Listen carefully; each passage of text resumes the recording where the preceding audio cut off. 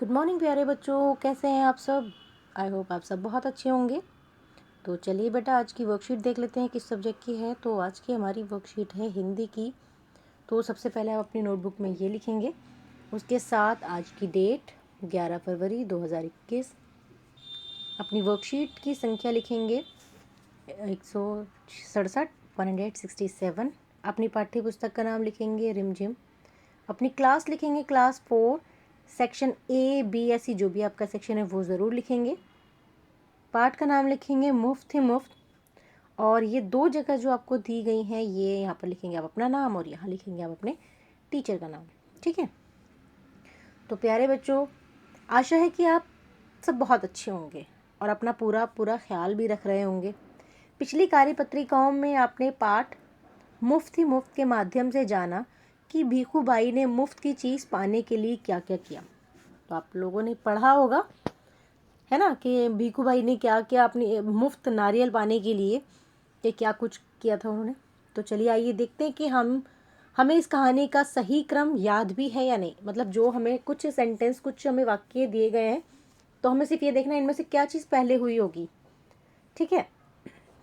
तो नीचे लिखे वाक्यों को बोलकर पढ़िए और पाठ में हुई इन घटनाओं का सही क्रमांक बताइए कि पहले क्या हुआ होगा और बाद में। तो सबसे पहले को तो हमने यहाँ पर लिख दिया है कि सबसे पहले जो इन सब में से हुआ है वो है भीखू बाई ने अपने होठों को चटकारा। वाह, क्या मीठा मीठा सा स्वाद होगा। ठीक है, अब हम पढ़ते हैं इसके बाद क्या हुआ होगा।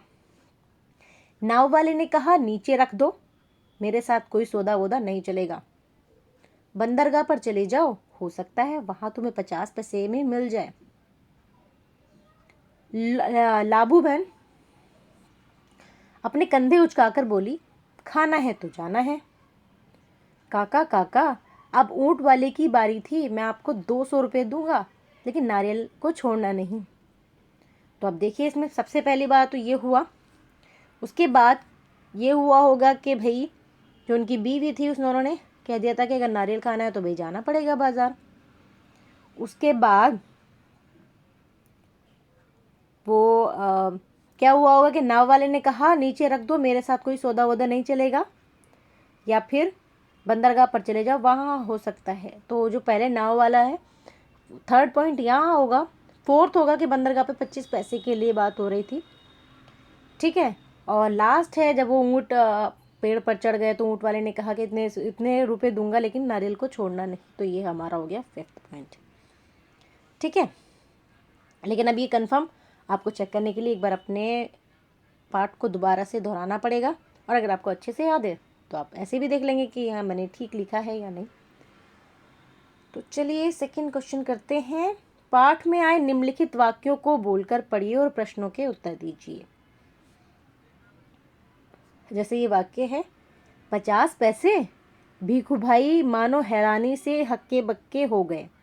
इतनी दूर से पैदल आया हूँ, इतना थक गया हूँ, और तुम कहते हो 50 पैसे। तो बताइए भीखू बाई ने ये बात किससे कही।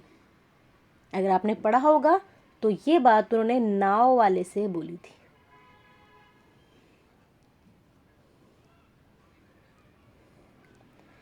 भीखू बाई किस बात से इतने दुखी हो गए। कौन सी ऐसी बात थी जिससे भीखू भाई दुखी हो गए। उनको इतनी दूर जाने के बाद भी, इतनी दूर जाने के बाद भी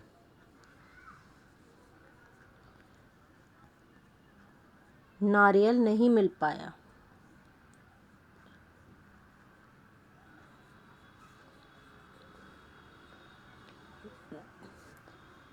भीखू भाई इस बात से दुखी थी कि इतनी दूर जाने के बाद भी वो उनको नारियल नहीं मिला। ठीक है, जिस तरह वो चाहते थे, जितने पैसे का वो चाहते थे।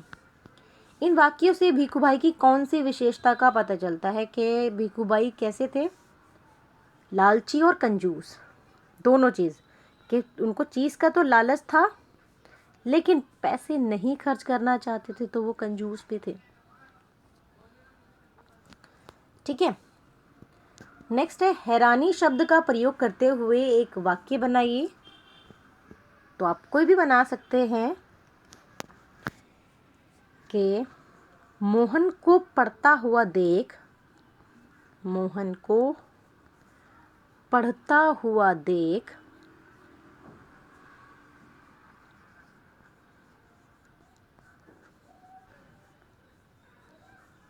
मुझे बहुत हैरानी हुई, मुझे बहुत हैरानी हुई। आप कुछ और भी बना सकते हैं, तो ज़रूरी नहीं है कोई कि आपको यही बनाना है। ठीक है, नेक्स्ट है प्रश्न नंबर 3, क्वेश्चन नंबर 3। बच्चों, जैसा कि आप सब जानते हैं कि कोरोना वायरस के चलते पूरे भारतवर्ष में लॉकडाउन घोषित कर दिया गया था। आपको याद है कि कितना लंबा हमने लॉकडाउन पीरियड देखा है। जब हम लॉकडाउन के बारे में सोचते हैं तो हमारे दिमाग में कुछ शब्द या कुछ वाक्यांश आते हैं, जैसे मास्क, बंद मतलब वही लॉकडाउन को ही कहा जा रहा है, सामाजिक दूरी, सैनिटाइज़र, बार बार हाथ धोना और बुखार। तो आइए बच्चों, इन कुछ शब्दों से कुछ एक छोटा सा अनुच्छेद में बनाने की कोशिश करते हैं, जिसका नाम होगा लॉकडाउन अवधि में मेरा अनुभव, या फिर इन्हीं चीज़ से जो भी आप बनाना चाहते हैं। ठीक है, तो ये मैंने थोड़ा सा आइडिया के तौर पर वही जो शब्द जो थे उसमें उन शब्दों को पिरोया है, और तो आप इससे हेल्प ले सकते हैं। इसके अकॉर्डिंग आप और कुछ भी बना सकते हैं। मैंने सिर्फ उन्हीं लफ्ज़ों को ही आगे पीछे करके बनाया। आप इसको बहुत इंटरेस्टिंग वे से एक छोटा सा अनुच्छेद, या जिसे हम कहते हैं कि निबंध की तरह लिख सकते हैं कि आपका क्या अनुभव रहा। मैंने सिर्फ उन चीज़ों को जोड़ के बनाया। जैसे साल 2020 कोरोना वायरस की वजह से सबके लिए बहुत मुश्किल रहा। कोरोना वायरस में मरीज़ को तेज़ बुखार होता है, खांसी और सांस लेने में दिक्कत होती है। इसके लिए सरकार ने लोगों को बार बार हाथ धोने, सैनिटाइज़र इस्तेमाल करने और बाहर जाते समय मास्क का उपयोग करना ज़रूरी कर दिया। वायरस ज़्यादा ना फैले, इसके लिए पूरे देश में बंद की घोषणा कर दी गई। लोगों को सामाजिक दूरी का पालन करने के लिए प्रेरित किया गया, और धीरे धीरे अब सब कुछ ठीक होता जा रहा है, और हम उम्मीद करते हैं कि आने वाला साल सबके लिए खुशियाँ भरा होगा।